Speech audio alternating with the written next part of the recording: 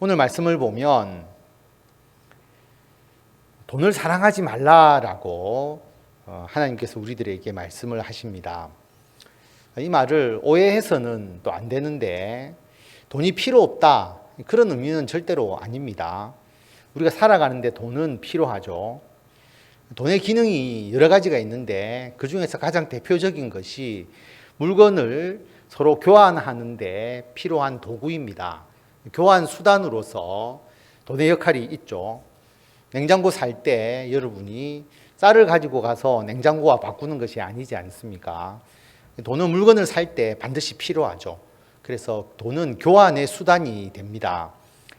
뿐만 아니라 여러분들이 금을 집에 쌓아두는 것도 아니고 쌀을 창고에 가득 쌓아둬서 여러분들이 번 것을 보관하는 것도 아니고 가치를 저장하기 위해서 돈을 저금하는 것이죠. 현금을 가지고 있든 은행에 저금을 하든 우리가 수고한 결과물을 우리가 보관하기 위해서는 돈을 가지고 우리들의 일에 대한 그 모든 결과물을 저장하는 것이지 않습니까? 그렇기 때문에 돈의 기능이라고 하는 것은 분명히 있습니다. 우리가 다시 물물 교환하는 옛날로 돌아갈 수도 없는 것이고요. 돈이 필요 없다가 아니라 돈은 당연히 이 시대에 필요한데 우리가 돈을 사랑해서는 안 된다라고 말씀하고 있습니다. 돈은 물건을 사는 수단이고 가치를 저장하기 위한 수단이지, 돈은 도구일 뿐이지 돈이 우리 삶의 목표나 어떤 목적이 되어서는 안 된다라고 하는 것이죠. 돈을 수단으로 여겨야 되는데 돈 그 자체에 대해서 애착을 가지고 집착하는 것이 잘못되었다는 것을 오늘 말씀은 우리들에게 분명하게 가르치고 있습니다. 우리가 돈에 집착해서는 안 된다라고 하는 거죠. 좀 쉽게 말씀을 드린다면 우리가 자동차가 필요하잖아요. 멀리 우리가 이동하기 위해서는 자동차가 필요하죠. 우리가 걸어갈 수도 없고 지금 말 타고 갈 수도 없고 자전거 타고 다 갈 수도 없는 것이고 자동차라는 것은 필수적으로 필요합니다. 그래서 자동차는 내가 타는 것, 이동하기 위한 목적으로 자동차를 구입하게 되죠. 그런데 단지 타고만 다닐 것 같으면 자동차의 기능이 다 필요 없겠죠. 그냥 최소한의 우리가 타고 가는 것만 장치를 만들겠지만 자동차가 그렇지 않지 않습니까? 타고 갈 때 여러 가지 안전 장치가 있어야 되니까 좀 더 안전한 차 또는 좀 더 편안한 차, 자기가 편안하게 여기는 차들이 있겠죠. 그 다음에 자기가 주로 쓰는 목적에 맞게 차에 여러 가지 유형이 있으니까 자기에게 가장 맞는 차, 그리고 이왕이면 자기가 좋아하는 디자인, 자기가 좋아하는 형태인 차, 그래서 좋은 차 또 자기에게 맞는 차를 골라서 그 차를 사용하게 됩니다. 가지게 되는 거죠. 이것은 문제가 전혀 될 이유가 하나도 없습니다. 그런데 자동차 자체에 애착이나 집착을 가지시는 분들이 있죠. 그래서 한 번씩 언론을 보면 아주 고급 자동차를 여러 대 소유를 하고 아주 슈퍼카, 최고급 자동차를 굉장히 많이 가지고 있는 그런 사람들을 보게 됩니다. 그런 사람들은 자동차를 자신의 신분을 나타내는 도구로 여기거나 자동차를 서로 비교하거나 또는 자동차로 자신을 돋보이게 하려고 하는 그런 생각을 가지고 있는 것이죠. 거기에 집착하게 되면 자동차가 우리들의 삶을 편안하게 해주고 안전하게 해주고 또 우리가 멀리 이동하게 해주는 아주 삶에 필요한 수단이라는 생각이 아니라 자동차 그 자체에 집착하고 자동차 그 자체에 과도한 애착을 가지게 되는 형태로 자동차가 변질되어 버리는 것이죠. 자동차를 가지고 있는 사람도 그렇게 될 수 있지만 자동차를 가지지 못한 사람도 자동차를 이렇게 여기게 되면 없기 때문에 내가 가지지 못하는 차이기 때문에 더더욱 거기에 집착하게 되고 거기에 애착을 가져서 더 큰 문제가 발생할 수도 있게 되는 겁니다. 그런 것이 오늘 돈을 사랑하지 말라라고 하는 그것과 같은 것이죠. 그게 바로 자동차를 사랑하는 것, 좋은 의미에서의 사랑이 아니라 탐심을 가지거나 탐욕을 가지게 되는 것을 말하고 있는 것입니다. 그래서 탐심은 우상 숭배다라고 예수님께서 말씀을 하셨죠. 내가 남들보다 더 많이 가지고 싶어하는 욕망, 그리고 내가 더 소유하고 싶고 내가 남들과 비교해서 더 우월하고자 하는 그 욕망이 너무 지나치다 보면 그게 탐심에 빠지게 된다라고 하는 거죠. 탐심이 탐심으로 그치지 않습니다. 디모데전서 6장 10절에 보면 돈을 사랑하는 것이 일만 악의 뿌리가 된다라고 말합니다. 악은 여러 가지 형태가 있는데 그 악의 밑으로 뿌리로 들어가게 되면 어디서 출발하느냐 하면 그 이면에는 돈을 사랑하는 것이 있다는 거죠. 돈을 사랑하다 보면 하나씩 하나씩 악이 자라나서 악이 크게 열매를 맺게 된다라고 하는 겁니다. 돈을 탐내는 자들이 미혹을 받아서 믿음에서 떠나게 되고 많은 근심으로서 자기를 찌르게 된다라고 하는 거죠. 그래서 돈은 파멸에 이르게 한다는 것이고 자기를 찌른다라고 하는 것은 돈을 사랑하게 되면 근심을 가지게 된다. 돈을 사랑하는데 오히려 더 많은 근심을 지게 되는 것이고 돈을 사랑하다 보면 예수님을 믿는 믿음에서 떠나게 되고 돈을 사랑하는 것은 그런 미혹을 받는 것이고 그래서 돈을 사랑하게 되면 일만 악의 모든 악의 뿌리가 된다. 거기서부터 출발하는 것이다. 그렇게 하나님께서는 우리들에게 말씀하고 있습니다. 그래서 우리가 어떤 이용하는 것, 사용하는 개념이 아니라 단지 내가 소유하고자 하는 그 목적이 더 강하게 되고 우리가 소유하고자 하면 할수록 절대로 만족할 수가 없게 되죠. 왜냐하면 사람의 욕망은 끝이 없거든요. 소유욕이라고 하는 것은 끝이 없습니다. 계속 소유하고 싶어 하거든요. 인간의 욕망은 무한하기 때문에 아무리 많이 가져도 절대로 만족할 수가 없습니다. 여러분들 중에서 어떤 분은 내가 매월 한 500만 원만 수입이 들어오게 되면 걱정할 게 없겠다 이렇게 생각하시는 분이 있을 수가 있죠. 그런데 내가 열심히 노력해서 500만 원의 수입을 가지게 되면 그것으로 만족하느냐? 그때 되면 여유 있게 내가 생활하느냐? 그렇지 않습니다. 500만 원이 되면 또 500만 원이 되는 그 상황에 사람이 쉽게 적응을 하면서 또 여러 가지로 돈이 필요하게 되고 부족함을 느끼게 되면서 더 많아지기를 바라는 것이죠. 그러면 월 1,000만 원이 되면 내가 걱정 없이 살 수 있을까? 그렇지 않습니다. 거기에 또 적응이 되면 1,000만 원의 월 수입이 있다 해도 나중에는 돈이 부족하게 되고 더 많이 있어야 내가 제대로 쓸 수 있고 제대로 살 수 있겠구나라고 생각하게 되는 거죠. 그런데 월 2,000만 원이 되면 처음에는 좋은 것 같지만 마찬가지로 2,000만 원에 익숙하게 되면 2,000만 원도 모자라게 되는 겁니다. 그러니까 사람의 욕망이라는 것은 계속 더 많은 수입이 있어도 절대로 만족하지 못하고 절대로 거기에 자기의 욕망이 그치지가 않습니다. 사탄이 아담과 하와에게 탐심을 불러 넣어 줬죠. 아담과 하와는 사실 그 당시에 아무것도 부족한 게 없었습니다. 파라다이스, 낙원, 에덴 동산이잖아요. 풍족합니다. 먹고 싶은 거 마음대로 먹을 수도 있었고 하고 싶은 거 마음대로 하고 누가 자기를 해칠 사람도 없고 그렇잖아요. 우리 인간으로서는 가장 풍족하고 완벽한 곳에서 살아가는 것과 같았는데 그러나 딱 먹지 못하는 게 있었죠. 하나님께서 먹지 말라고 했던 선악을 알게 하는 나무와 생명나무의 열매, 그것은 먹지 못하도록 한 것입니다. 못 먹는 것은 그것밖에 없었어요. 나머지는 모든 실과를 먹을 수 있도록 하나님께서 허락해 주셨습니다. 그런데 사탄이 탐심을 탁 불러 넣어 줬거든요. 그러니까 아담과 하와가 그것조차도 가지고 싶어 하는 것이죠. 내가 그 열매를 먹지 못하면 에덴 동산에 있는 모든 열매를 다 먹을 수 있어도 하나도 먹지 못하는 것과 같은 겁니다. 그 열매를 먹어야 되겠다는 탐심에 집착에 온통 자기의 마음이 사로잡혀 버리는 것이죠.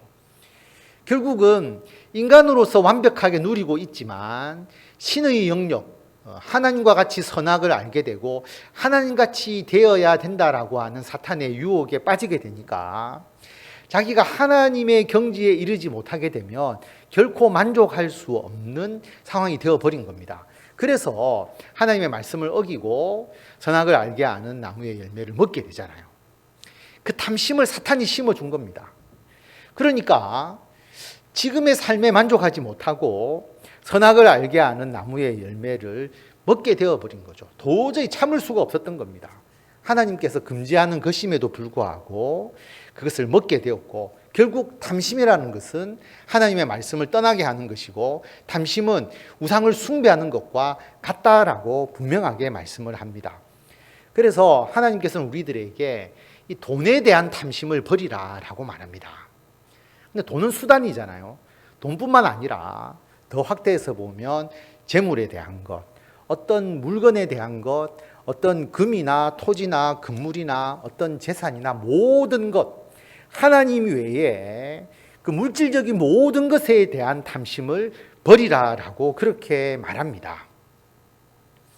그런데 이 말씀을 하나님의 말씀으로 받아들이기가 쉽지 않은 거죠. 왜냐하면 정말 돈이 많이 필요한 시대잖아요. 우리가 쓸 것도 많고 살 것도 많고 할 것도 많은, 돈만 있으면 정말 하고 싶은 것이 많은 이 시대에 정말 좋은 것도 많아서 쓰고 싶은 것도 많고 정말 해보고 싶은 것도 많아서 돈이 필요한 이 시대에 하나님은 우리들에게 돈을 사랑하지 마라, 돈에 대한 탐심을 버리라, 그렇게 말씀하시니까 선뜻 안 받아들여지는 거죠. 하나님의 말씀이 내 삶에 적용이 안 되는 겁니다. 그런데 돈을 사랑하지 않는 것, 탐심을 버리는 것, 이것은 하나님을 믿는 믿음과 같다라고 그렇게 말씀하고 있습니다. 돈에 대해서 탐심을 버릴 수 있는 것은 하나님에 대한 믿음이 있을 때만이 가능하다라고 하는 것이죠. 어린아이가 돈을 많이 가지려고 안 하잖아요. 아이들도 먹고 싶은 게 있고, 그런데도 불구하고 아이들은 돈에 대한 탐심이 그렇게 강하지 않습니다. 자기가 돈을 막 자기의 어떤 은밀한 곳에 돈을 막 모아두려고 하고, 그래서 돈을 비축하려고 하는 그런 마음이 아이들은 없잖아요. 왜냐하면 부모님이 있으니까. 부모가 먹여주고 부모가 필요한 것 지출해 주니까 굳이 내가 많이 가질 필요가 없다고 생각하죠. 부모가 있기 때문에. 반려동물과 관련된 프로그램을 보게 되면 반려동물 중에서 그 반려견이 식탐을 많이 가지는 반려견이 나오는 경우가 있습니다. 그러면 너무 식탐이 강해가지고 문제가 되는 거죠. 그때 그 반려견의 행동을 교정해주는 전문가가 쓰는 방법이 어떤 거냐 하면 집안 곳곳에 사료를 가득 넘치도록 여러 군데를 놔두는 거예요. 처음에 그 반려견은 음식이 사라질까, 또 음식이 다음에 안 나올까라는 마음에서 있을 때는 너무 식탐을 가지고 그걸 먹었는데, 곳곳에 사료를 엄청나게 많이 놔두어 버리니까 굳이 자기가 많이 먹을 필요가 없는 거예요. 너무 많이 있으니까. 그래서 고치는 그 치료를, 행동을 교정하는 것을 보게 되었는데, 그것과 똑같다라고 하는 것입니다. 그래서 돈을 사랑하지 말라라고 하는 그 말씀 다음에 어떤 말씀이 있느냐 하면 있는 바를 족한 줄로 알아라 라는 말씀이 이어서 나오는 것이죠.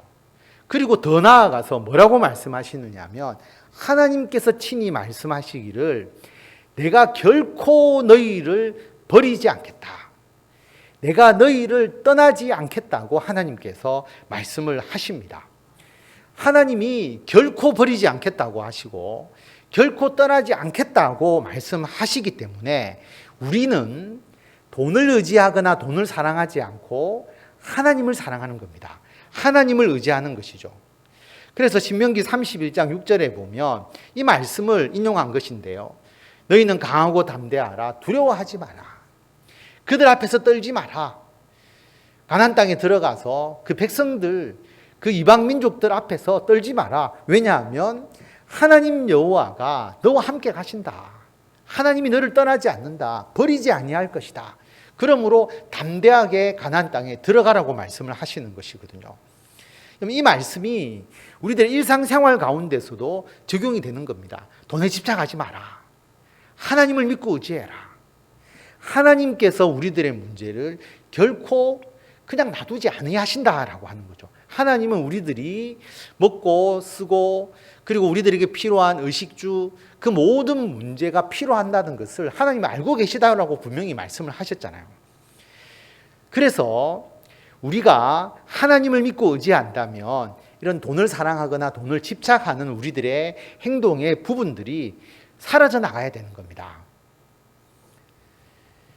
그렇다고 해서 하나님께서 우리들의 삶을 인도해 주신다고 가만히 있으면 하늘에서 쌀이 떨어지고 또 우리에게 하늘에서 자동차를 내려주시고 그렇게 하시는 게 아니죠.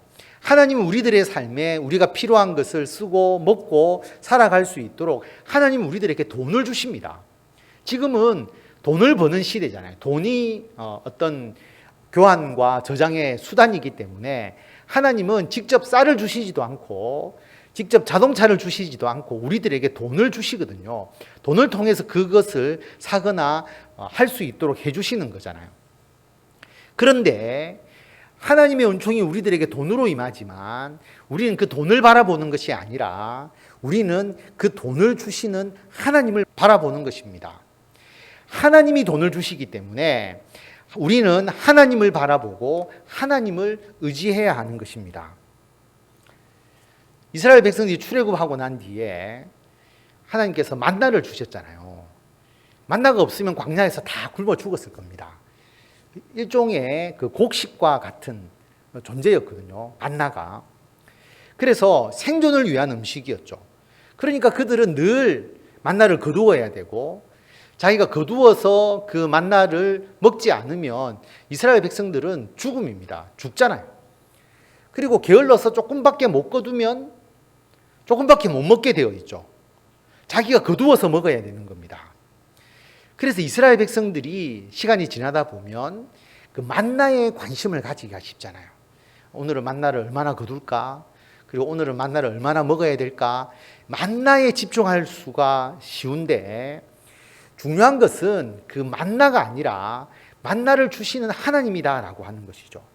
하나님께서 만나를 주신다면 어떻게 주시느냐가 더 중요한 것이죠. 그것을 잊어버리고 매일 거두어야 되는 만나에만 집중하면 잘못된 선택을 하게 되는 것이죠.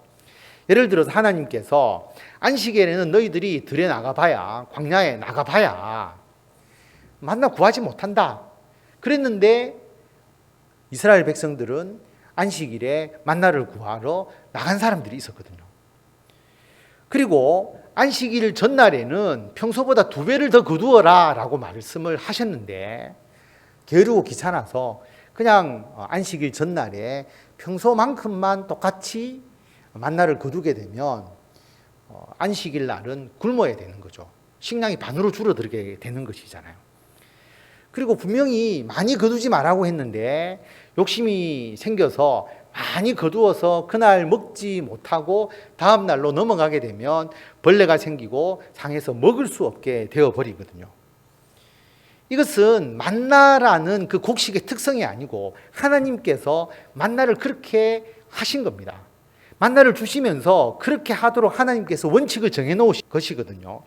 그래서 우리는 만나에 집중할 것이 아니라 하나님께서 만나를 주시면서 뭐라고 말씀하셨는지 그리고 하나님의 그 말씀대로 우리가 만나를 거두는 것이 더 중요한 것이죠. 그렇지 않으면 헛된 고생을 하게 되는 겁니다. 안식일에 나갔는데 걷지 못하거나 또는 2배를 안식일 전날에는 구해야 되는데 거두지 못하고 그냥 자기의 생각대로 거두다가 제대로 먹지 못하거나 아니면 너무 많이 거두어서 버리게 되든지 그런 식으로 되어버리는 것이죠. 그래서 우리는 돈에 집착하지도 않고 우리가 하나님께서 우리들에게 주시는 말씀과 하나님의 뜻에 더 집중하면서 더욱더 중요한 것은 하나님께서 우리들에게 하시는 말씀, 돈을 사랑하지 마라. 그리고 있는 바를 족한 줄로 알아라 라고 그렇게 말씀을 하십니다. 있는 바를 족한 줄로 알아라. 있는 바에 만족하라. 이 말씀을 잘못 이해하는 분들이 굉장히 많습니다. 그리고 어떤 그 하나님의 말씀에 따른 경제 생활이나 또 우리가 재물에 대해서 어떻게 생각해야 되느냐 이런 이제 이야기를 하시는 많은 분들 중에서도 이 말씀을 잘못 적용하시는 분들이 굉장히 많아요.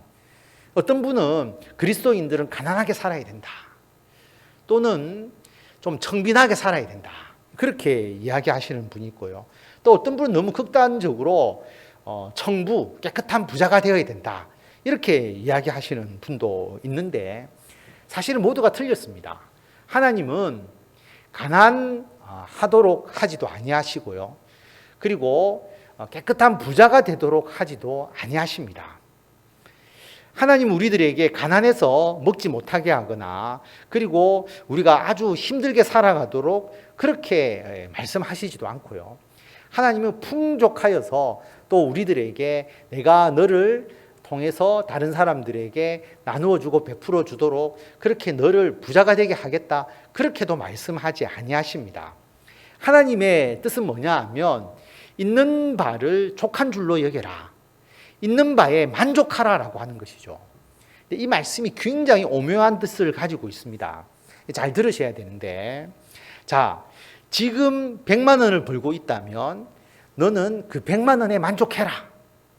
또는 네가 구멍가게를 하고 있으면 그 구멍가게에 만족하고 있어라. 이렇게 받아들이면 하나님의 말씀을 잘못 받아들이는 겁니다. 절대로 그게 아닙니다. 하나님께서 있는 바를 족한 줄로 여기라는 것은 절대로 그런 의미가 아닙니다. 우리가 기업을 한다면 지금 있는 상태에 내가 만족합니다 라고 이야기를 하면 절대로 되지 않죠.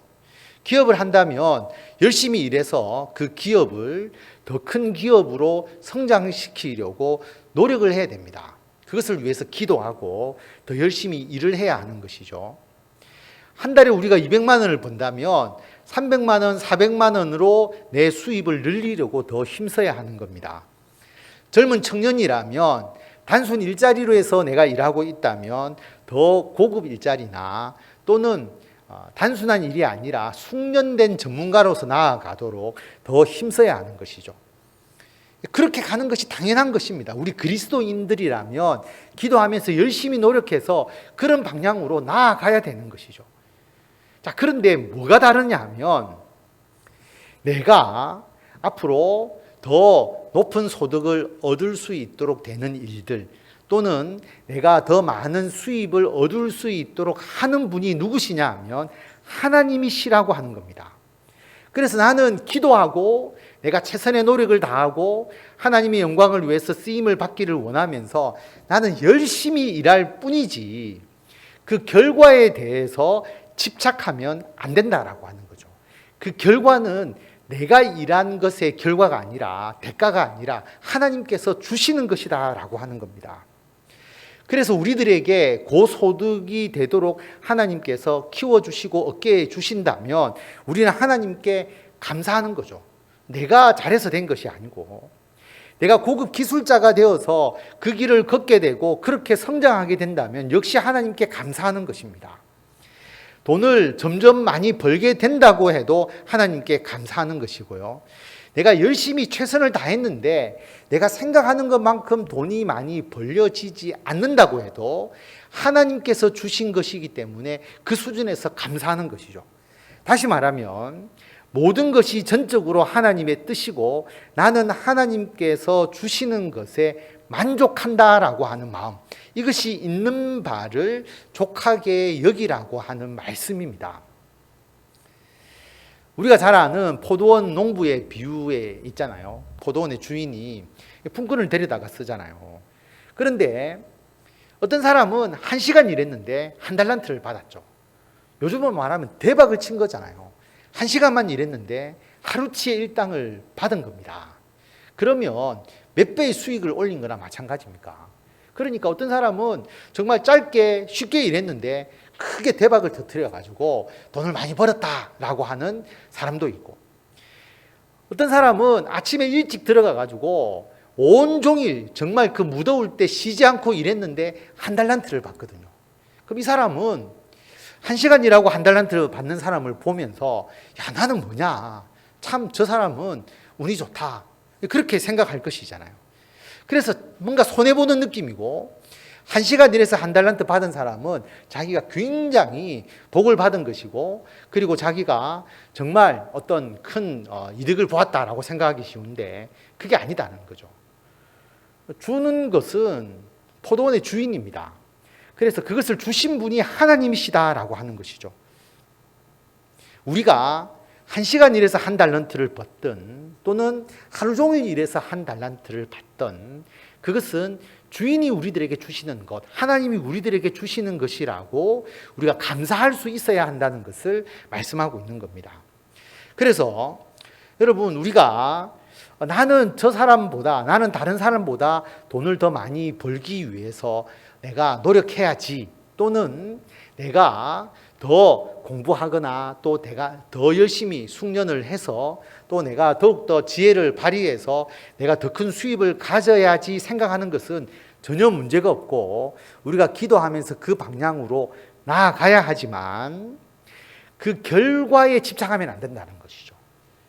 그 결과에 우리가 마음을 빼앗기지 말고, 우리는 열심히 노력하고 우리가 더욱더 하나님을 위해서 쓰임받는 일을 함과 동시에 결과에 대해서는 하나님께 맡기고 하나님께 주시는 것에 만족하면서 우리가 매일매일 주님을 위해서 살아가야 한다라고 하는 겁니다. 왜 주님께서 그렇게 말씀하시느냐 하면, 만약에 한 사람이 연봉을 2천만 원 받는다고 할 때에 내가 지금 2천만 원을 받는데 참 하나님 감사합니다, 내가 더욱더 주님을 위해서 일하겠습니다, 2천만 원에 만족하지 못하면 나중에 5천만 원을 벌든 1억을 벌든 10억을 벌어도 절대로 만족하지 못하니까 하나님께 감사할 수가 없거든요.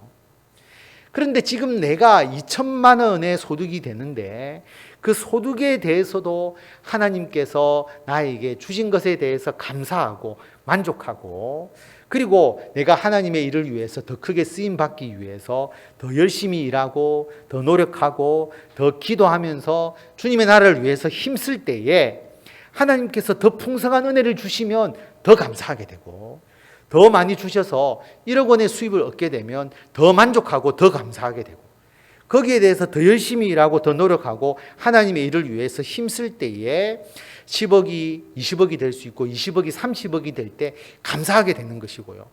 근데 나는 잘 될 줄 알았는데 예를 들어서 1억을 벌다가 다시 6천만 원, 5천만 원으로 내려가더라도 하나님께서 나에게 주셨다 하고 그때도 감사하게 되고 그때도 하나님의 영광을 돌리게 되는 거예요.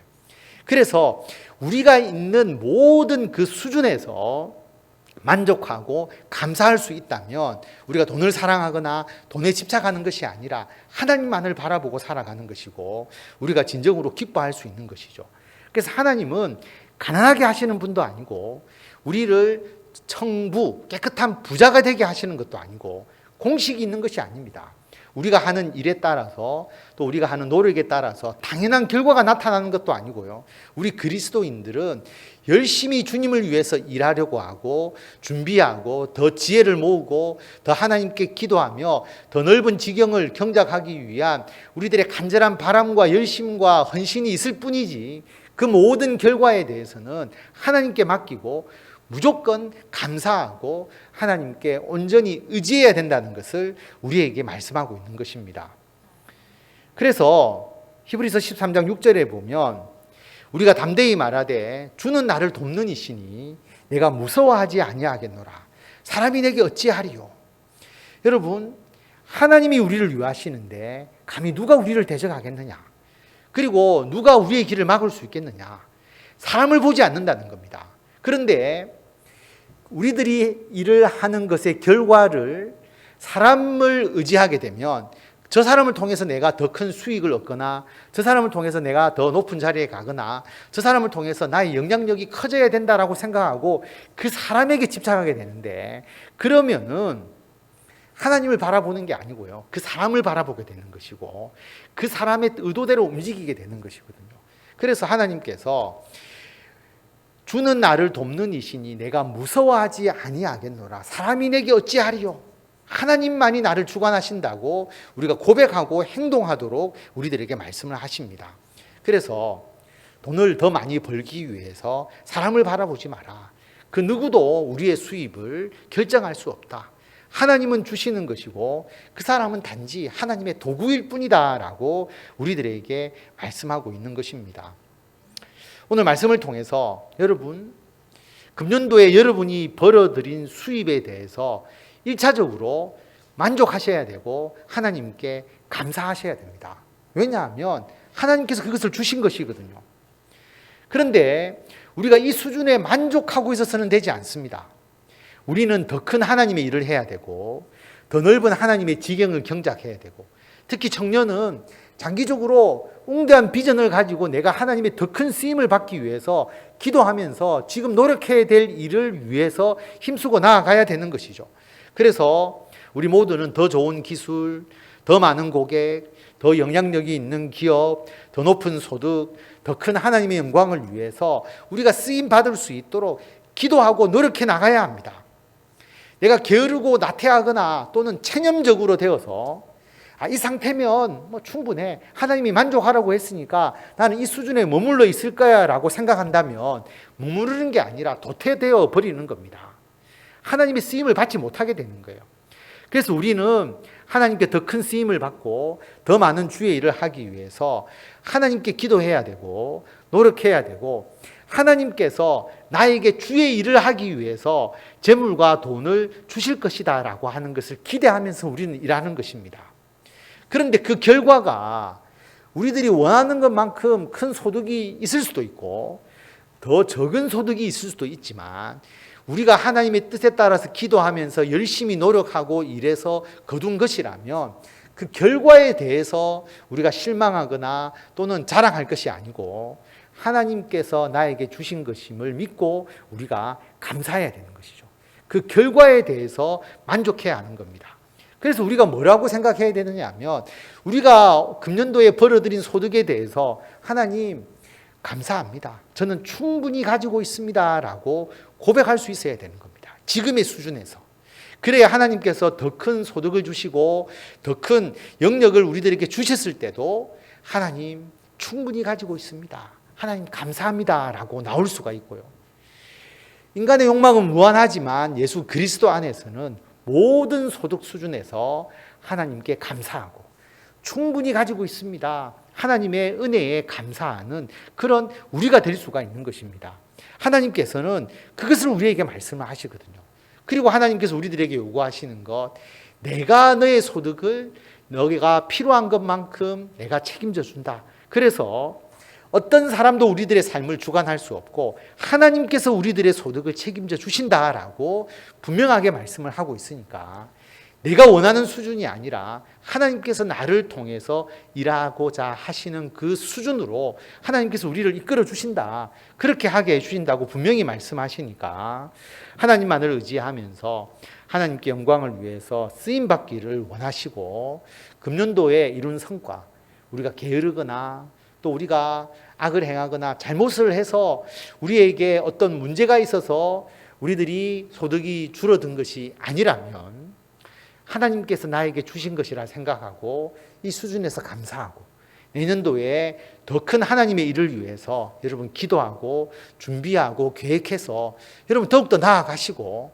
그러나 그 모든 결과는 우리들의 것이 아니다라고 하죠. 하나님께서 우리들에게 주시는 것만큼 우리는 감사하면서 내가 더욱더 주님을 위해서 일하겠습니다 고백하시면서, 저는 충분히 가지고 있습니다, 오로지 하나님께서 주신 것에 대하여 감사하고 하나님께 영광 돌릴 따름입니다 라고 기도하시면서 금년도에 삶의 열매를 누리시고 내년도에 더 큰 주님께서 주시는 열매를 소망하면서 하루하루 다시 힘쓰면서 나아가시는 성도 여러분들이 다 되시기를 바랍니다.